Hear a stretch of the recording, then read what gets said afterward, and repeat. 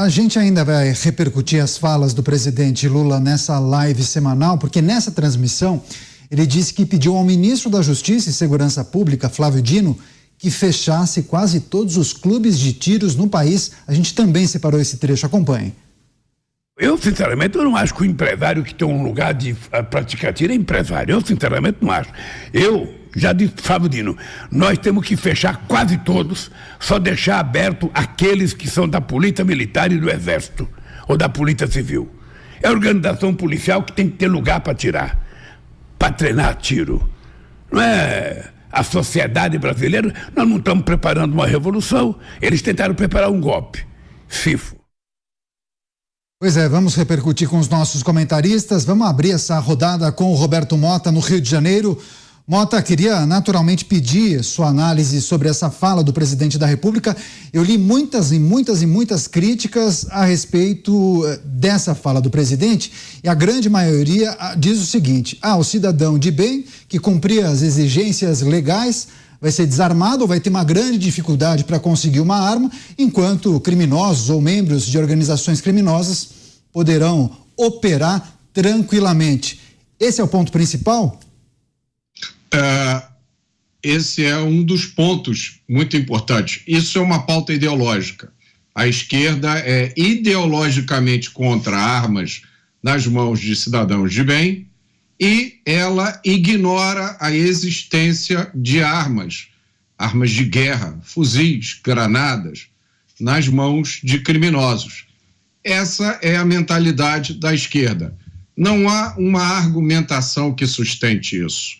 Na verdade, quando você olha os números mostram exatamente o contrário. À medida em que subiu o número de armas nas mãos de cidadãos de bem nos últimos anos, caiu o número de homicídios. Então, se existe alguma relação, ela é exatamente oposta à relação que a esquerda diz existir. Existe um outro aspecto dessa questão que é muito importante, que é o direito à autodefesa. Esse é um direito natural, é um direito inalienável. Vamos pensar nos brasileiros que moram nas grandes cidades. Na maioria das grandes cidades brasileiras há favelas, chamadas de comunidades. Na maioria dessas favelas há a presença de tropas do narcotráfico, armadas com fuzis, granadas, até metralhadoras antiaéreas, como se viu aqui no Rio de Janeiro recentemente.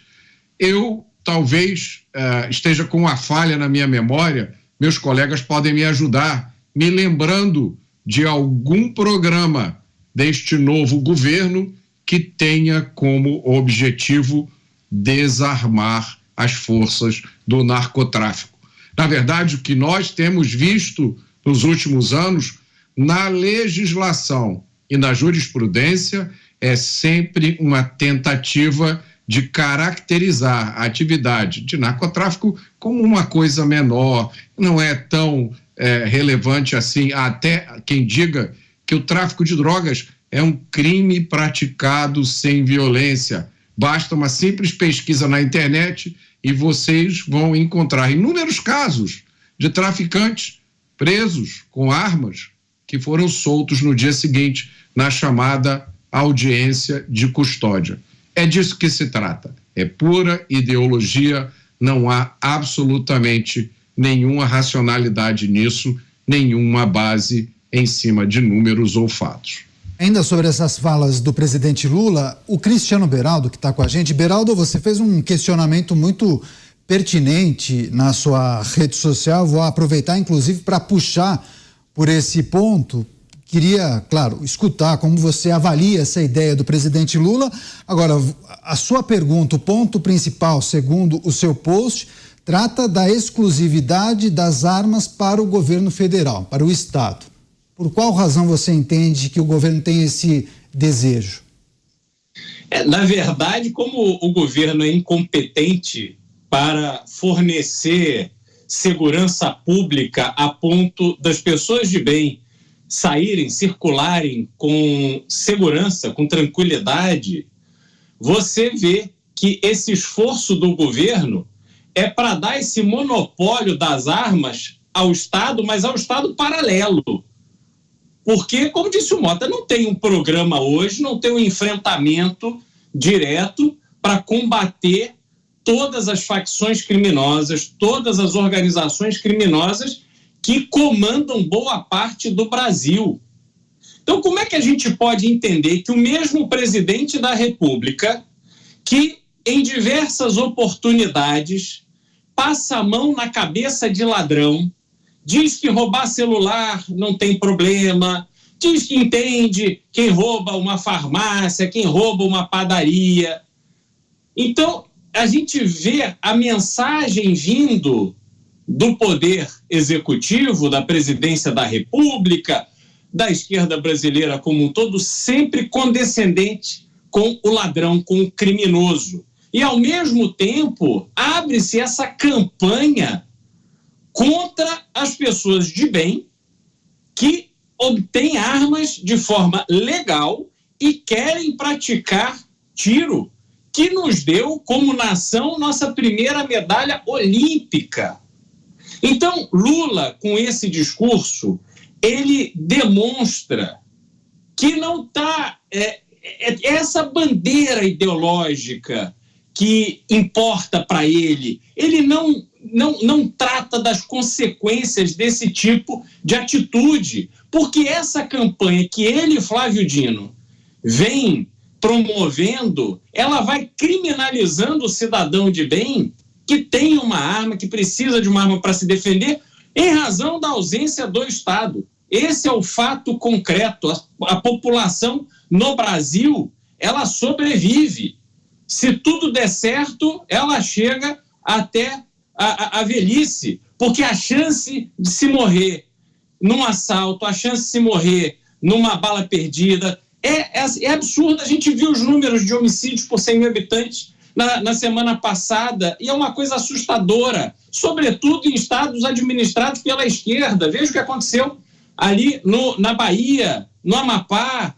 Isso é inaceitável, mas a sociedade agora ela vai ser impedida de se proteger. E a gente precisa lembrar também que essa mesma esquerda, que agora está aí com essa bandeira desarmamentista, o presidente da República falando, olha, tentaram dar um golpe e CIFO, isso é coisa de um presidente da República falar, usar um canal oficial para falar?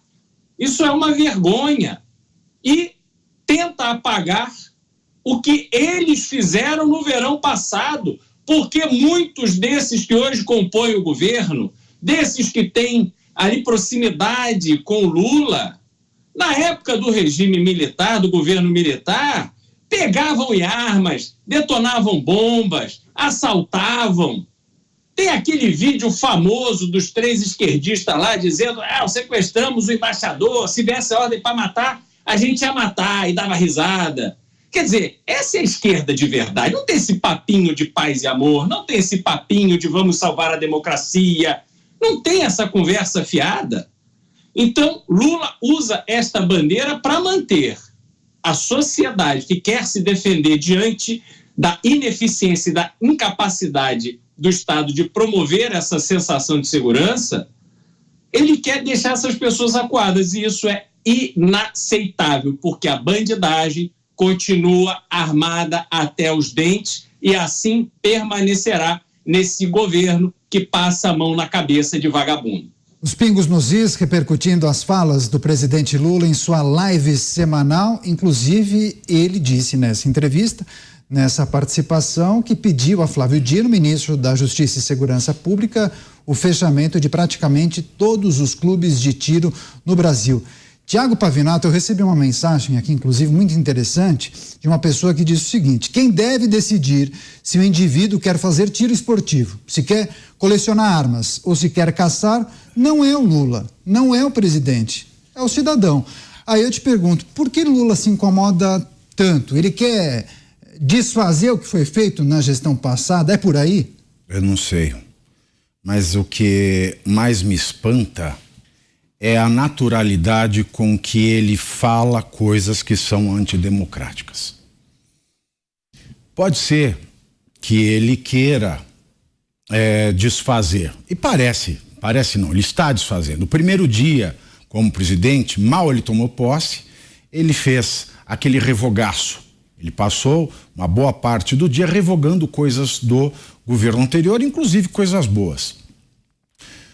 Além do fato de, sim, ele querer apagar qualquer marca do governo anterior, o que me chama a atenção, neste caso dos clubes de tiro, e eu não quero me repetir aqui dizendo coisas que já foram tão bem apresentadas tanto pelo Beraldo quanto pelo Mota, nesta questão de armamento da população, as armas estão na mão de quem? Porque não há um empenho em desarmar também áreas que não são controladas pelo Estado, mas sim pelo narcotráfico, isso já foi dito.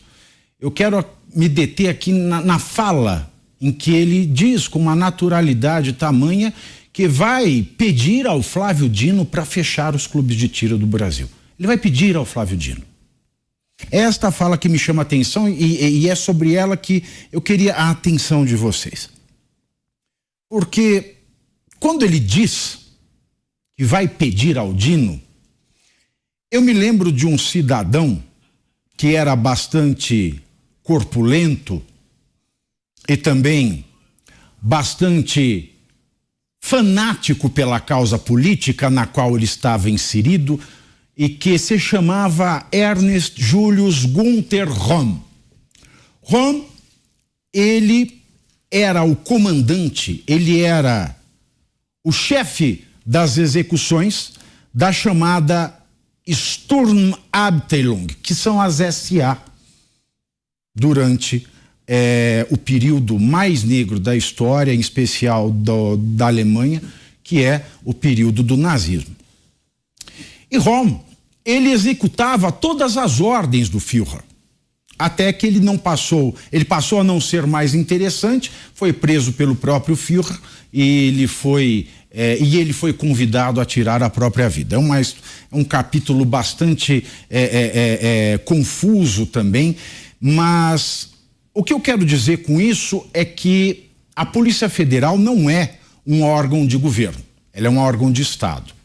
Ela está alocada no Ministério da Justiça e da Segurança Pública, mas o chefe da Polícia Federal é o diretor-geral da Polícia Federal. É o delegado, não o ministro da Justiça. O ministro ele pode escolher quem é o delegado, ele pode nomeá-lo, mas ele não pode chefiá-lo. Da mesma maneira que um presidente, na teoria, ele indica um ministro do Supremo, um procurador-geral da República, mas há que existir independência entre o nomeante e o nomeado. E este caso me faz lembrar algumas coisas que têm acontecido. Dizem que o PT é contra a privatização, mas o Partido dos Trabalhadores, sob a batuta de Luiz Inácio Lula da Silva, realizou, e não tem vergonha de esconder, a maior privatização da história deste país, que é a privatização da Polícia Federal. A Polícia Federal foi privatizada e eles não têm vergonha, eles não querem nem esconder este fato. Por que eu digo isso? Porque ontem, no caso Marielle, apesar do fato de o Ministério Público do Estado do Rio de Janeiro ter assinado um acordo de cooperação com a Polícia Federal, o resultado de uma delação de um dos presos, ele foi alardeado como a solução de um crime, não pelo delegado geral apenas, não pelo membro do Ministério Público do Rio de Janeiro apenas, mas também pelo ministro da Justiça, como se ele tivesse envolvimento, neste caso, como se ele tivesse envolvimento na Polícia Federal. E ele disse, logo no começo desse governo, que foi uma promessa que ele fez à irmã de Marielle, Aniele Franco, que é ministra da Igualdade Racial, aquela que esteve no Complexo da Maré sem capacete, sorrindo e disse, não, aqui não podemos usar capacete porque a lei é outra, legitimando, portanto, a lei de quem quer que seja que controle esta área que deveria ser controlada pelo Estado brasileiro. Mas nós vamos mais além. Hoje, nós tivemos mais um desdobramento desse caso, e Quem foi falar deste caso na imprensa foi mais uma vez o ministro da Justiça e não o delegado, o diretor-geral da Polícia Federal. E não contente, o ministro da Justiça e Segurança Pública, que não poderia falar em nome do delegado, do diretor-geral da Polícia Federal, além de dar a entrevista novamente, ele diz que isso foi um pedido pessoal de Lula para que se desse prioridade ao caso Marielle. Bom, ao lado disso, nós temos a questão do general Dias Gomes. A Polícia Federal, ela tem sido implacável. Dias Gomes era um novelista. Me desculpe. G. Dias, me desculpe. Eu falei tanto do G. Dias hoje, é o Gonçalves Dias, que não é o poeta, é o general, que era ministro-chefe do Gabinete de Segurança Institucional do governo Lula. Nós vimos que a Polícia Federal prontamente, né, mexeu toda a configuração do jogo do caso Marielle por conta de uma delação premiada que ainda nem estava amparada em aspectos materiais. Mas, no 8 de janeiro, há que se lembrar que, num vídeo que foi vazado, apareceu lá o general Gonçalves Dias, G. Dias, que era o ministro-chefe do Gabinete de Segurança Institucional, e que, porque estava num vídeo, no dia do crime, na hora do crime, na cena do crime, mesmo que ele não estivesse fazendo nada, mesmo que ele tivesse sido surpreendido, ele deveria, e qualquer aluno que cursa o primeiro ano, a primeira etapa do curso de Direito Processual Penal, sabe dizer isso, coronel, ou general G. Dias deveria ter sido chamado, no mínimo a depor. Mauro Cid, que falsificou carteira de vacinação, não só está preso preventivamente, como foi chamado a depor, depõe várias vezes, teve buscas e apreensões. Agora, o G. Dias, que cometeu crime similar, ou seja, ele falsificou certamente documentos de inteligência e deu esses documentos rasurados, modificados ao Congresso Nacional, não teve nenhuma busca e apreensão e apareceu, mesmo tendo aparecido no vídeo da cena do crime, não foi chamado. O que parece isso? Parece que G. Dias, por ter sido ministro-chefe do Gabinete de Segurança Institucional de Lula, Lula que pediu prioridade, Lula que manda em Dino, que manda na Polícia Federal, tem demonstrado que a Polícia Federal, ela tem deixado de ser um órgão de Estado, passou a ser um órgão de governo, ou pior, passou a atuar como órgão de intimidação do Partido dos Trabalhadores, em modos respeitadas as devidas proporções da SA de Roma, a quem o Führer pedia que executasse coisas da mesma maneira que Lula pede para Dino fechar clubes de tiro no Brasil. Como é que um ministro da Justiça pode fechar clubes de tiro no Brasil? Ele não pode. O ministro da Justiça e da Segurança Pública não tem poder de polícia. Quem tem poder de polícia é a Polícia Federal e só o faz mediante ordem judicial, que o faz mediante previsão legal. Então, alguém me explica como é que o Dino vai fechar clubes de tiro no Brasil? Pois é, tem um outro aspecto que a gente também vai tratar. Vamos a Brasília. José Maria Trindade, a gente precisa escutar o que o Zé tem a falar sobre essa informação. Lula pediu, ou pelo menos divulgou, que vai solicitar a Flávio Dino o fechamento de praticamente todos os clubes de tiro no Brasil. Agora, Zé, ao longo dos últimos anos, nós vimos um mercado se consolidando. Não somente os clubes de tiro, os fabricantes de armamentos, de munições, como todos os envolvidos nesse segmento. Ou seja, Lula desconsidera completamente esse mercado que se consolidou. Ele não acaba dando um tiro no próprio pé? E é a estabilidade jurídica que nós temos aí, né? Eu devo te dizer o seguinte, o Congresso negociou com o ministro Flávio Dino, a Comissão de Segurança Pública, através dos seus integrantes, foram até o Ministério da Justiça e fecharam um acordo de que não seriam afetados os integrantes de clube de tiros atuais, que não seriam criados novos, ou dificuldade para a criação de novos, mas que os clubes seriam mantidos e que quem comprou a arma não teria que devolver. Seria um absurdo total. É como se hoje estivéssemos aqui comemorando o aniversário do Pavinato e amanhã editassem uma lei dizendo, olha, quem comemorar o aniversário do Pavinato será preso. E aí manda prender quem comemorou ontem o aniversário, ou seja, não se pode existir, não se pode conviver com a insegurança jurídica tão grande. Eu tenho que te dizer também o seguinte, essa história de clube de tiro, de atirador esportivo, de colecionador. Isso é enganação. O que tinha era que regulamentar o direito constitucional. A Constituição diz claramente que todos têm o direito de defesa.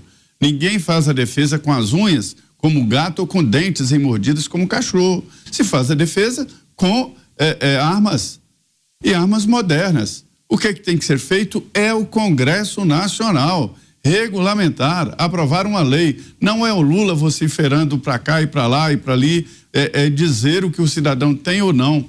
Veja bem, eu vi o ex-ministro da Educação que foi fazer um transporte da arma dele aqui no aeroporto e colocou a arma no balcão e disparou, não feriu ninguém, mas poderia. O que é isso ali? Por que ele tinha arma? Clube de tiro, atirador. Olha, o ex-ministro, um pastor, ele não é atirador, ele não é colecionador, né? Então tem que acabar com isso, com esse faz de conta. Tem que regulamentar e liberar as armas no Brasil e não deixar o cidadão de bem a mercê de uma política de amanhã ou depois e de decretos. O Congresso está devendo esta regulamentação constitucional. Esta é a realidade. Essa história de clubes de tiros esportivos, isso é besteira. Isso é besteira. E uma fuga.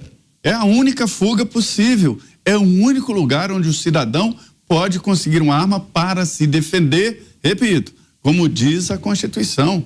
É o Congresso que tem que regulamentar isso. Não dá para presidentes da República ficar editando decretos e chega lá outro decreto e jogando o cidadão nesta insegurança jurídica. Isso é muito grave. O porte de arma ilegal é grave, inafiançável, da cadeia. E como pode admitir que um cidadão de bem, um pai de família, seja levado pela cadeia por uma má interpretação legal ou por algum motivo tem um acidente em casa, né? Ou até ele mata um bandido.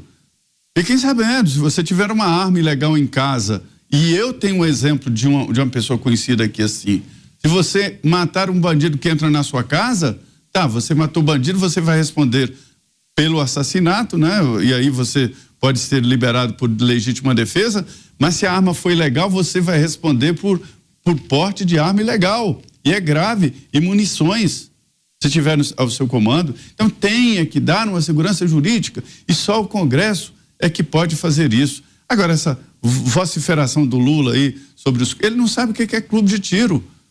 O policial militar não tem clube de tiro, tem um stand de tiro, um treinamento que ele é obrigado a fazer. Ele é obrigado, dependendo da sua função, tem uma planilha, que ele vai lá, dá tantos tiros com tantas armas, assina, e a planilha tem que ser cumprida. Da mesma forma, os policiais federais, até os guardas particulares têm os seus estandes de tiro, não é clube de tiro. Quem tem clube de tiro é o clube do tiro esportivo, caçador ou colecionador, são 3 possibilidades. Mas a gente vê claramente que é a única possibilidade de ter uma arma. Daí essa enganação de CACs não precisa.